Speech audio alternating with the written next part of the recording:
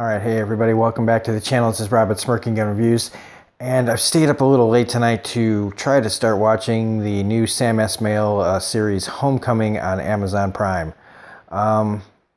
So he's the creator of Mr. Robot, which is one of the greatest television shows to me of all time at this point. So I was really excited for this.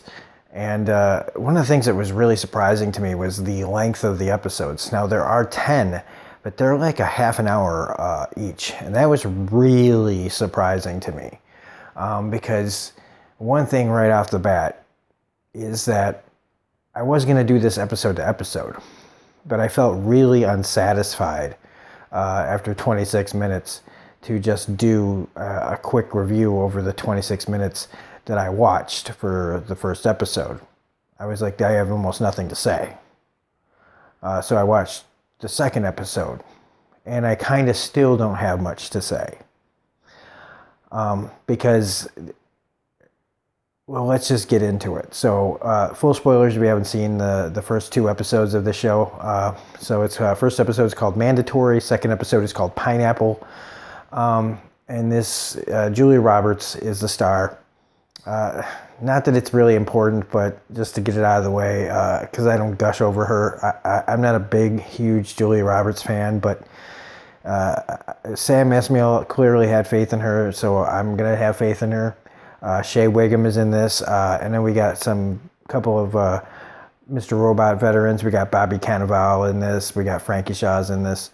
And that's about it as far as like main people. Well, Sissy Spacek's in this as well from that just did Castle Rock. Sissy Spacek's if you don't know who Sissy Spacek is, then I don't know what to tell you. Dermot Mulroney has a small part in this. Jeremy Allen White from Shameless is on this too. And basically the premise is Julia Roberts' Helen is a counselor for this homecoming place where it helps veterans reacclimate into life. But it feels really different than most kind of things. Mostly because it feels kind of isolated. It feels kind of specially handpicked. It seems to... Well, when you hear about what the program is kind of like, they're there, it's kind of like false pretenses. They're not really there to, it seems, get better. It's for the data that these guys have, the information that they have about something that was going on when they were overseas in the army. They're looking for the information. For who, why, what, where, I have no effing clue. As of 2 episodes in, and that's fine. But it just really kind of leaves you with not much to say. The acting is good. Julia Roberts is fine. I really like Shea Whigham. I've always really liked Bobby Cannavale. The guy who plays, who I kind of feel like is the main character, that plays Walter Cruz, Stephen James, he's really good in this. Never really seen him in anything before, I don't think. He's got a good way about him. They give him a lot of really good meaty dialogue. There's this really great story in episode 2 about the story that they made up in the war to trick this guy, going into this elaborate conversation about a sequel to Titanic called Titanic Rising. And it's a pretty entertaining little story. And that's about the most interesting conversation that is had in this whole show so far. Like the most, like getting me to really pay attention. So what we know is that Helen, it's 4 years later, so it's like 2022, and Shea Whigham tracks Julia Roberts down at the restaurant she now works at. So it's kind of like a big, difference between a counselor for veterans and now she's a waitress. Kind of seems like a definite, like if you have to do that job after that job, something must have happened. And that's the whole mystery surrounding all this. And I'm sure as it goes on, we're going to get lots more diving into this and a lot more answers, hopefully. Because as of right now, where it stands is, Shea Wiggum is digging into a complaint about a person, this Walter Cruz, not being able to leave. There is a certain level of paranoia in the show where a couple of the guys seem to feel like maybe they're not where they're being told that they're at, that, the government has lied to them before. They've got, they're definitely, you can tell, feeling the impact of PTSD, and, quick to anger. I did like there is a great scene in the first episode where they're practicing getting a job, what that would look like. In this scene now you got Alex Kapowski, who was from Girls. I really like him.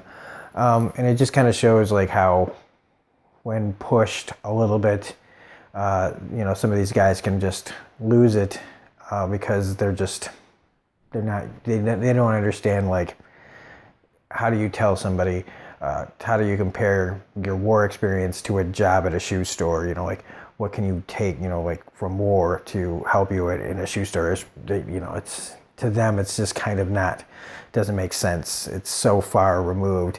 How can you compare the two? Or even give you anything that you learned in the war to help you sell shoes. There is also mystery surrounding Julia Robertson's kind of memory, or what she's not telling. There does seem to be some times that she clearly doesn't know why she left, whether or not that's out of fear or really something that happened to her. We only see Bobby Cannavale through conversations over the phone, and he's like wheeling and dealing in really bizarre, not bizarre, but like situations that one seems really shady. Like something really terrible happened in this one place. And the next we see him kind of sneaking onto a golf course to talk to some, important people that don't really expect him to be there. So everything around this seems just really shady, mysterious. Why do they want this information? I don't have any answers. None. And as of right now, that's really all I have to say.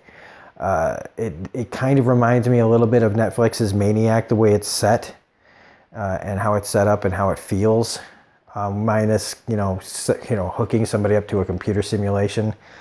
But who's to say that that's not what we're doing with there? I don't know. It seems pretty realistic.